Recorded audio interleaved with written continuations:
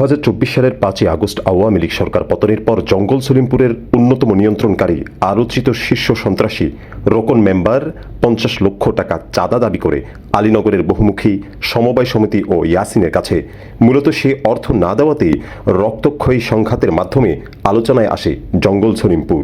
বহুবার সন্ত্রাস দিয়ে ব্যর্থ রোকন মেম্বার পরবর্তীতে র্যাবের কিছু অসাধু কর্মকর্তাকে অর্থের প্রলোভন দেখিয়ে শুরু হয় আলীনগরের বিরুদ্ধে ষড়যন্ত্র ও ইয়াসিন কিলিং মিশন, যা আমাদের অনুসন্ধানে উঠে আসে।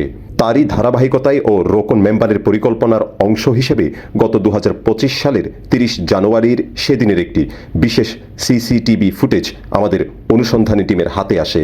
সেই ফুটেজের তথ্য অনুযায়ী 2025 সালের 30 জানুয়ারি র্যাব 7-এর একটি দল 3 থেকে 4টি প্রশাসনিক ও সিভিল গাড়ি নিয়ে আলীনগর এলাকায় প্রবেশ করে। সিসিটিভি ফুটেজে দেখা যায় গাড়ি থেকে নামার পরপরই র্যাবের কর্মকর্তারা স্থানীয় বাসিন্দা ইয়াসিনকে খুঁজতে শুরু করে। ফুটেজে আরও দেখা যায় প্রশাসনের ওই দলটি ইয়াসিনের ব্যক্তি মালিকানাধীন জমিতে অবস্থিত একটি অফিসে অতর্কিত তল্লাশি চালায়। তল্লাশিকালে প্রশাসনের সদস্যরা অফিসের আসবাবপত্র ব্যাপক ভাঙচুর করে। কক্ষটি তছনছ করার পাশাপাশি তারা সেখান থেকে নগদ 1.5 লক্ষ টাকা নিয়ে যায়।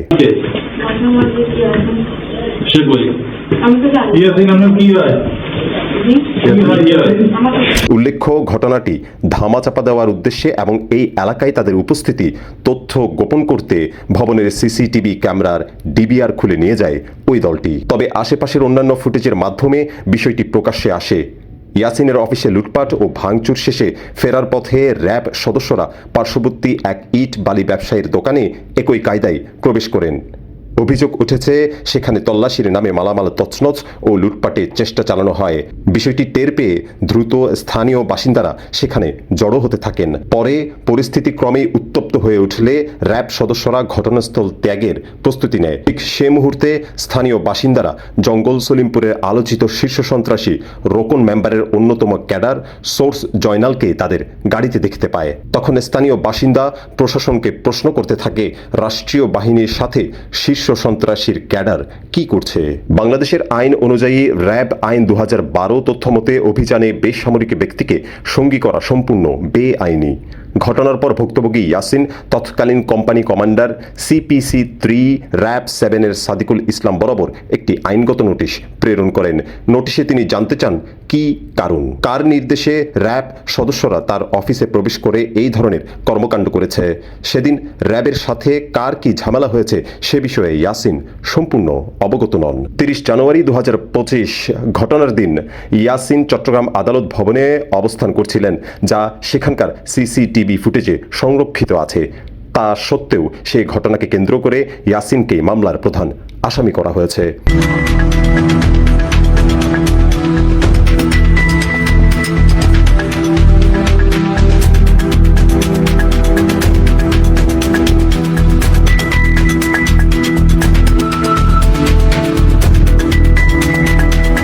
আরও বিস্ময়কর বিষয়, অভিযানের নেতৃত্বদানকারী র্যাব কর্মকর্তা সাদিকুল ইসলাম আইনি নোটিশের জবাবে সেদিন অভিযানের কারণ অস্ত্র উদ্ধার বললেও একই মামলা এজাহারে অভিযানটি মাদক অভিযান হিসেবে উল্লেখ করেছেন।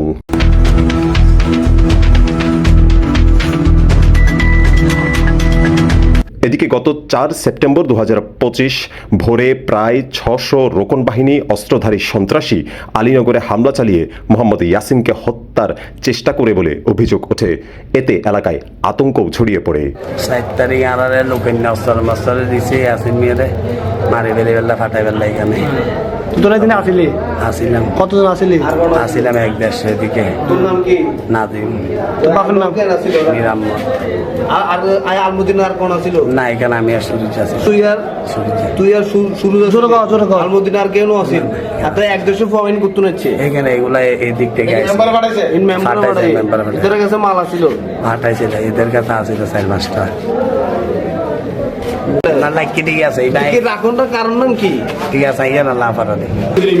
বুলেটটা তোর কোথায় ছিল দেখা? কোন জায়গায়? মুখে বল না, কোন জায়গায় মরদ ছিল? তো কত দিকে আবার কত দিয়ে হত দিয়ে 5 তারিখ 5 আগস্ট পরে অস্ত্র তোর দিক কি বলছে? না দিছে রিজাল্ট বাজার ঠিক নাই। জগদাটিল্লা তোরা দিছে মানে তো কিনা তোরা ডিরেক্টে দেয় না, হ্যাঁ? আলীনগরে প্রথম দফা অভিযান ব্যর্থ হওয়ার পর র্যাব 7-এর এবার টার্গেট ইয়াসিনের মূল ব্যবসা প্রতিষ্ঠান ইয়াসিন এন্টারপ্রাইজ।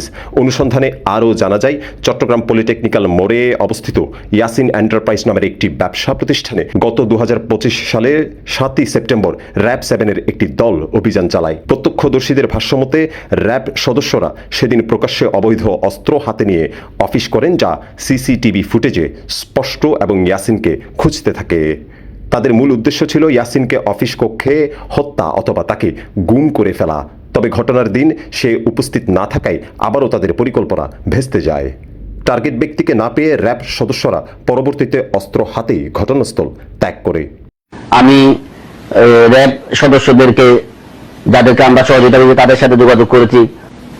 ওই অভিযানে আইনশৃঙ্খলা বাহিনীর যে পর্যায় থেকে আমাদের কাছ থেকে সহযোগিতা চাওয়া হয়েছে, আমরা আমাদের পক্ষ থেকে সর্বোচ্চ চেষ্টা করেছি তাদেরকে সহযোগিতা করার জন্য।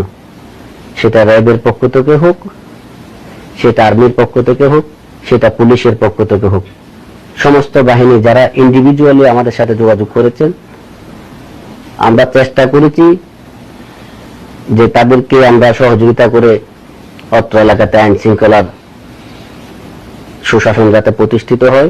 বর্তমানে আমি আমার অত্র এলাকা, আমি আমার বাড়িতে আছি, আমি আমার এলাকায় অবস্থান করতেছি। আইন শৃঙ্খলা বাহিনীকে আমি বিষয়টা অবগত করেছি। আমি র্যাব সদস্যদেরকে, যাদেরকে আমরা সহযোগিতা করি, তাদের সাথে যোগাযোগ করেছি। প্রশাসনের পর্যায়ে আমার নেতা, আমার লিডাররা বলেছে, তাদের সাথে যোগাযোগ করেছে বিভিন্ন পর্যায়ে, যে আমাদেরকে এখানে জড়িয়ে কেন আমাদেরকে ছেলেদেরকে মামলা দেওয়া হচ্ছে। এটা কিন্তু অত্যন্ত আমাদেরকে পীড়া দেয়। মূলত এসব ঘটনার প্রেক্ষাপটে রোকন বাহিনীর রোকনের সরাসরি নির্দেশে র্যাব একাধিকবার গ্রেপ্তার ও প্রাণনাশের চেষ্টা চালায়। তবে প্রতিবারই ধরাছোঁয়ার বাইরে থেকে যাওয়ায় এক পর্যায়ে আইনশৃঙ্খলা রক্ষাকারী বাহিনীর এই বিশেষ ইউনিটের ইয়াসিনের প্রতি তীব্র ক্ষোভের সৃষ্টি হয়। তারই ধারাবাহিকতায় গত 19 জানুয়ারি র্যাব 7-এর একটি দল আবারও শীর্ষ সন্ত্রাসী রোকন বাহিনীর অস্ত্রধারী ক্যাডার মনাকে সাথে নিয়ে স্থানীয় বিএনপির একটি অফিসে অভিযান পরিচালনা করে।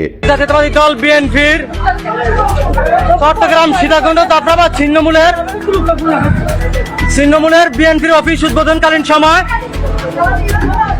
সলিমপুরের সন্ত্রাসী রুকনুদ্দিনের নেতৃত্বে উদ্বোধনকালীন সময় ছিন্নমূলে হামলা, অতর্কিত হামলা এবং নেতাকর্মীদেরকে অতর্কিত হামলা এবং ভাঙচুর, সন্ত্রাসীদেরকে দেখুন কি অবস্থা করেছে বিএনপির অঙ্গ সংগঠনের কার্যালয়কে। আপনারা দেখুন সন্ত্রাসী রোকন মেম্বারের নেতৃত্বে মঞ্জু, সন্ত্রাসী রোকন মেম্বার মোহনা, মিজানুর রহমান, রাজু, লুৎফুর এবং অন্যান্য লোকের নেতৃত্বে অফিস ভাঙচুর এবং দেখুন চারিদিকে পরিস্থিতি থমথমে এখন বিরাজমান।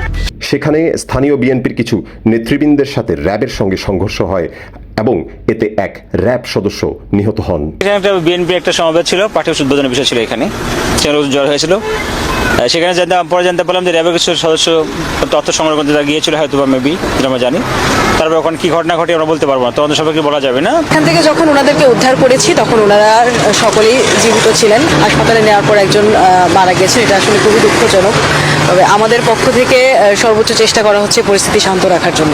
এই ঘটনার পরপরই সামাজিক যোগাযোগ মাধ্যমে ও জাতীয় গণমাধ্যমে সীতাকুণ্ডের আলোচিত শীর্ষ সন্ত্রাসী রোকন উদ্দিনের নাম আসলেও হত্যাকাণ্ডের সাথে কোনো এক অদৃশ্য শক্তি বলে মূল ঘটনার মোড় ঘুরিয়ে ঘটনাস্থল থেকে 3 কিলোমিটার দূরে অবস্থিত আলীনগরের স্থানীয় কিছু সাধারণ বাসিন্দা ও ইয়াসিনকে আবারও উদ্দেশ্য প্রণোদিতভাবে র্যাব কর্তৃক প্রধান আসামি করে মামলা করে রোকনকে সরিয়ে ফেলা হয়। অথচ আমাদের সকল তথ্য প্রমাণের ভিত্তিতে এ হত্যাকাণ্ডের মূল মাস্টারমাইন্ড হল সীতাকুণ্ডের শীর্ষ সন্ত্রাস রোকন উদ্দিন।